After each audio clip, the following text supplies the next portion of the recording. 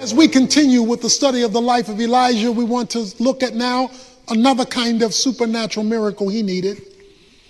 This was not a miracle that had to do with money and houses and land. This was a miracle that had to do with his need to be lifted out of his depression. Depression is discouragement on steroids. It's discouragement that now has produced an ongoing level of gloom, an ongoing level of emotional pain. And when discouragement becomes depression, depression unresolved becomes despair. And when depression becomes despair, that ongoing discouragement that has led to depression, which now results in despair, produces a sense of hopelessness. That's our situation with Elijah. He's going to find himself where many of us have often found ourselves, in a black hole. He's going to find himself looking for a light at the end of the tunnel, only to discover it's the light of an oncoming train. Because his whole world is going to be turned upside down in a day. When we come to chapter 19, we find out what led to this emergency shift in his emotions. You see, he had an expectation, because when we finished chapter 18, he had told Ahab, cheer up, laugh, party, eat and drink, because it's going to rain. And Ahab got in the chariot and made his way home. Elijah beat him home by running. Ahab had a controlling wife. He had a woman who was telling him what to do. He had a controlling wife, and this wife had taken over when it was Elijah's anticipation that Ahab was going to turn things around. Who he was married to. He was married to a lady named Jezebel, and Jezebel was running this show. Jezebel was calling this shot, and Jezebel was telling him, Elijah, you're a dead man. Jezebel is an evil threat that comes your way. It is something or someone who threatens your well-being, because she threatened by tomorrow this time you're going to be dead. So any threat in your life that comes your way that produces discouragement, depression, despair, or even, as we're going to see in a moment, a desire to die, is a Jezebel in your life. It's something or someone who threatens the stability of your mental well-being. So when a boss threatens you that he's going to fire you and it's not a legitimate reason, he's become Jezebel. When there's a person who threatens you or your stability, they are in fact being a Jezebel in your life. They are operating as the new Lord over your emotions. And the reason why they can operate as Lord over your emotions is because their threat gets into your head.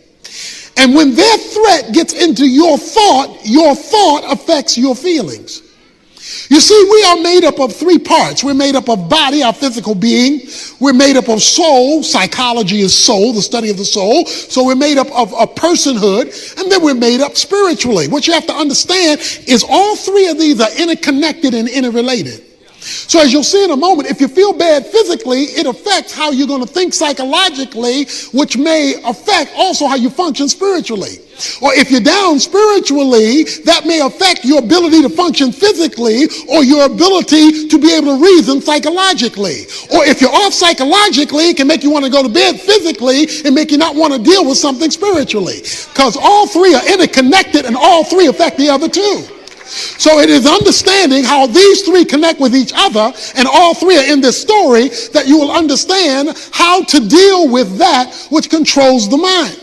Now let's understand, since emotions are part of the soul, how the soul relates to the thought, so that you can understand how to find God's work in that which discourages you emotionally. If your mind is wrong, your emotions are going to be wrong. If your mind is right, your emotions are going to be right. That's why a change in your mind will always change how you feel. He is now living under a threat. Jezebel, the evil one, has threatened his well-being and his life. And he's trying to figure out now, how is he going to face this? And this is overnight. His whole life has changed because somebody has gotten into his head. So what he does is he goes on another day's journey. The man had run 15 miles. Now he's going to go on a whole nother day's journey. He sits under the juniper tree, verse 4, and he requests for himself that he might die. It is enough now, O Lord, take my life, for I am not better than my fathers. He wants to die 24 hours after the biggest miracle he's seen. This is a fast, slippery slope. Okay, watch this now. Elijah is not a carnal Christian. Elijah is not an unspiritual person. He's been called a man of God. We just saw the hand of the Lord was on him. So guess what? It's possible for spiritual people to get depressed. So you can be spiritual and be down. You can be spiritual and be emotionally struggling through something. So don't automatically feel that your discouragement is due to your carnality. Now, if you are carnal and if you are spiritual, then it could very well be related to that. But it's not automatically related to that, specifically in the life of someone who is pursuing God. So he's ready to give up. He's ready to throw in the towel. And when he's ready to throw in the towel, he lays down because he's so tired under a juniper tree, which is only a tree big enough for one person to lay under it. And there was an angel touching him and said, arise, eat, verse 5. He looked up and behold, there at his head a bread cake baked on hot stones, a jar of water, so that he ate and drank and lay down again. When did the angel show up? The angel only showed up after Elijah had had an honest conversation with God. You see, he told God, I want to die. He told God, I'm not good as my fathers. He told God, I have nothing left. He told God, I'm done. And God sent an angel.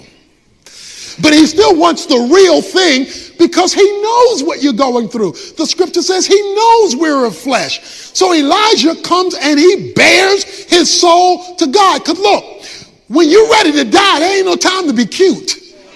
When you so low you want to throw in the towel, that's not the time to play church. That's not the time to just go through religious activity. He gets raw with God.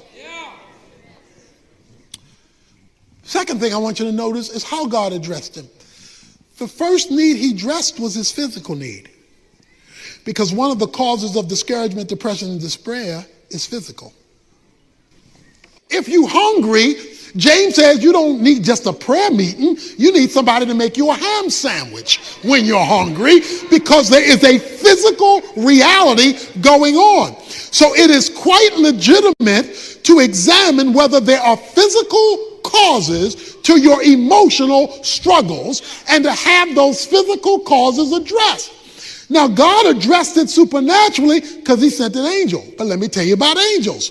Hebrews chapter 1 verse 14 says that every believer has been assigned an angel. Every Christian has an angel. So God has an angel and he knows your name. Now, the problem with angels is they're invisible because they're spirit beings, and they're supernatural in nature because they're heavenly beings. And so the job of an angel is your personal post office carrier whose job it is to deliver whatever God wants delivered to you. That's what your angel's job is, and every believer has one. But notice the angel doesn't come until the communication takes place between Elijah and his God. So God needs honest communication because he says Elijah is of like nature. So he deals with the reality of exhaustion physically, emotionally, spiritually. And so does everybody else. But that's also the opportunity that the devil looks for to take advantage of. Even in the case of Jesus, and Jesus didn't have a spiritual problem. But after he had fasted 40 days and 40 nights in the wilderness, it says the devil came to tempt him. Why? He was tired and he was hungry and he was weak. So being tired, hungry, and weak gave the devil the opportunity he had to try to get to the most spiritual person who's ever lived. So you know, if the devil is going to attack Jesus, who couldn't sin and didn't sin, and he already knows our propensity to sin, that you are perfect bait for him to enter your thought in order to get to the caboose of your emotions in order to send you a downer in your life. But you got an angel with your name on it, whose job it is to deliver the supernatural to you. So, the angel of the Lord comes in verse 7 a second time. He's touched with by an angel. Arise, eat, because your journey is too great for you. Now watch this. So he lets him rest before he lets him continue. So he arose and ate and drank and went in the strength of the food 40 days and 40 nights to Horeb, the mountain of God. When you are depressed,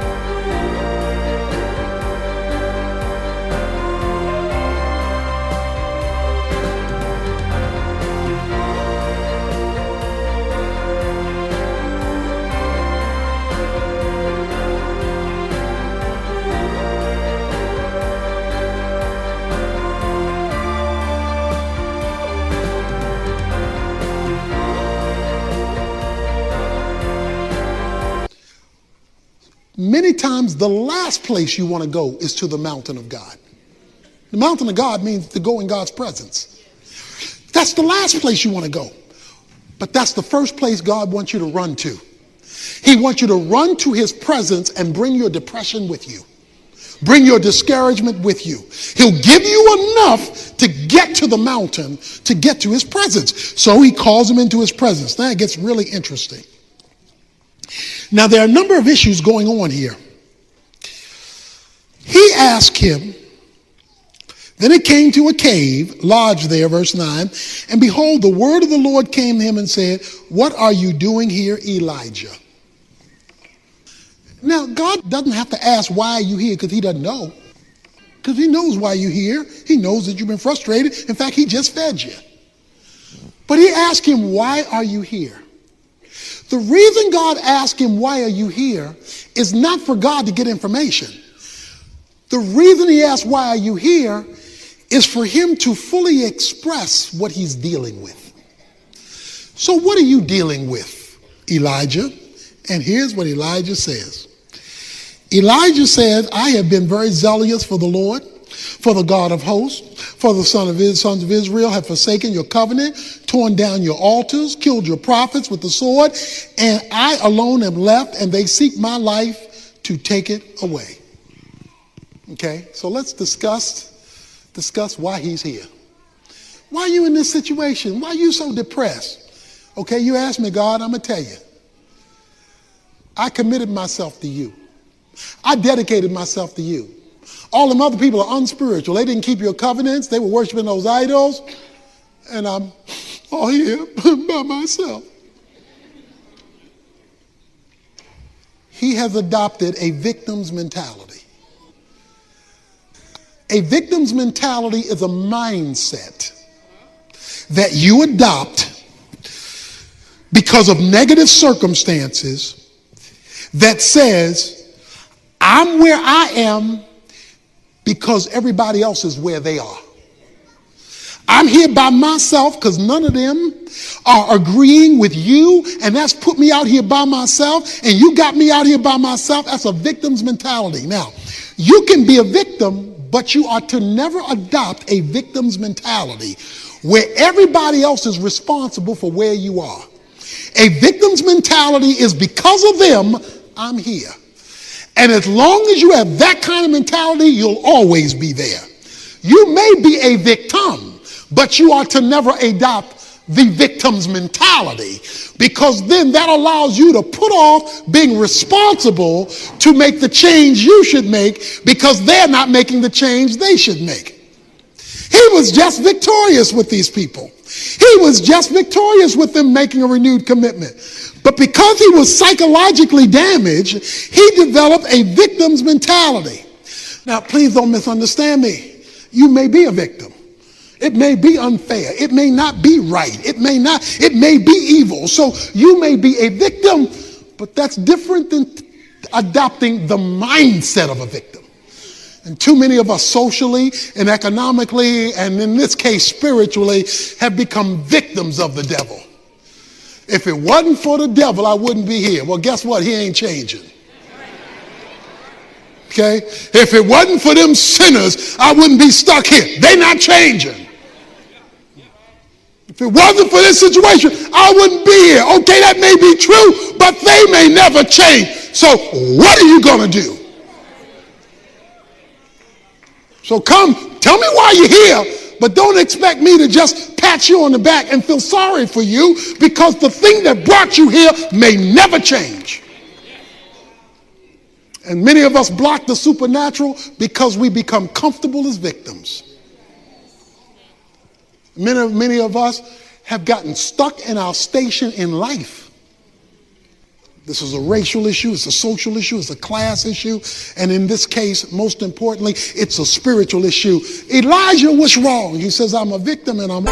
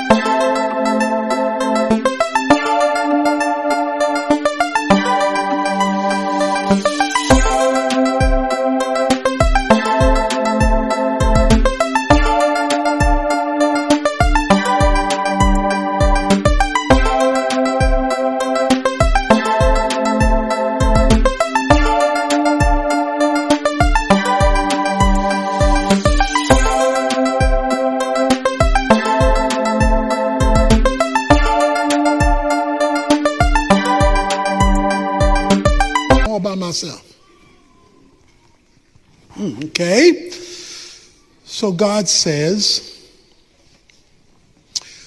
go forth and stand on the mountain before the Lord. And behold, the Lord passed by, and it was a great wind, rending the mountain and breaking it into pieces, the rocks before the Lord. But the Lord was not in the wind. There was an earthquake, but the Lord was not in the earthquake. Verse 12, he said there was a fire, but the Lord was not in the fire. But after the fire, the sound of a gentle blowing. When Elijah heard it, he wrapped his face in the mantle and went out and stood in the entrance of the cave. And behold, a voice came to him and said, "What are you doing here, Elijah?" He said in verse 14, he says it again, "I'm very jealous for the Lord, but the people have forsaken you. I alone am left. They seek to take my life." So guess what God does? You find at the end of verse 3, it says he left his servant behind. So Elijah is by himself.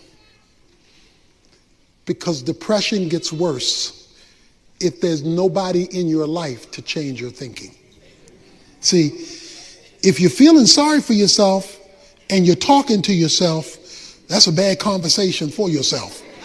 You're already feeling sorry, and there's nobody to talk to but you, about you, regarding you, to tell you what you ought to do, and you aren't in a place to even hear you correctly, and what you are telling you is only related to how you feel, then your discussion with yourself is helping yourself to become worse off about you. So God then enters the picture and tells him, "Elijah, tell me how you feel. Stop talking to yourself, because when you talk to yourself, you were getting depressed, you were suicidal. Start talking to me, okay? Now I'm going to show you the wind and the rain and all that stuff. Now talk to me again. No, Elijah, don't talk to yourself, because you and you aren't getting together with you real good."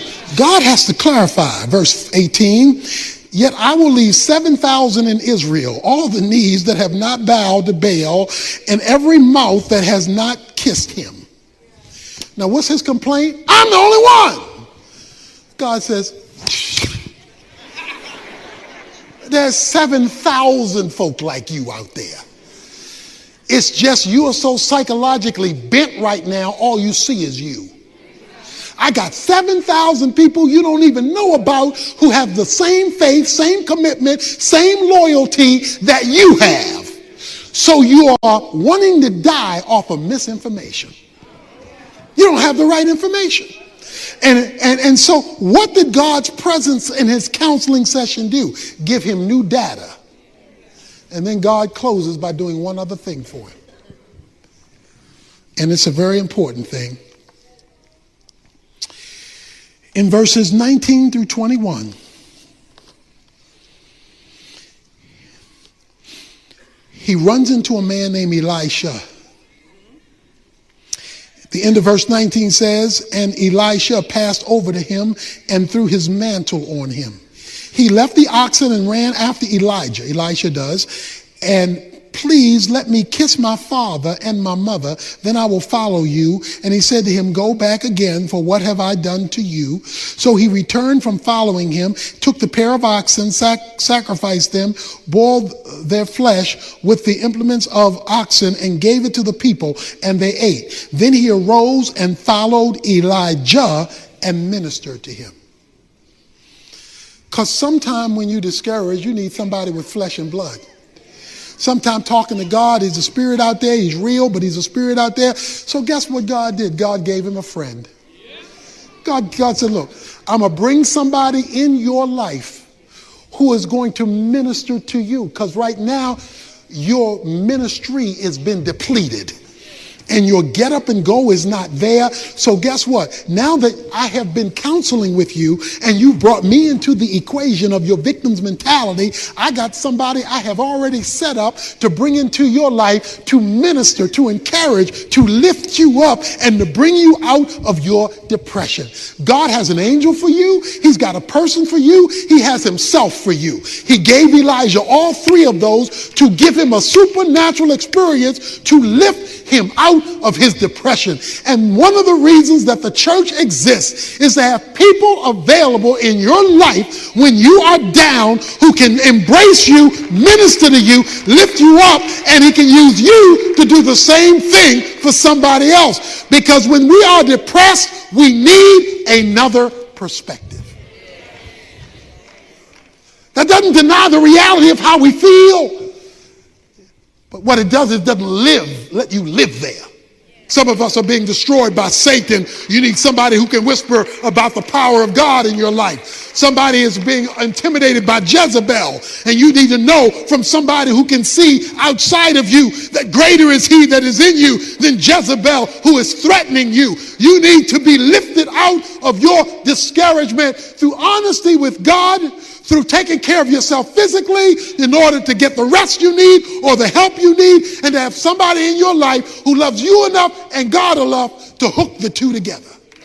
When that takes place, you may still get discouraged, but God will lift you out of it, because even godly people have to struggle.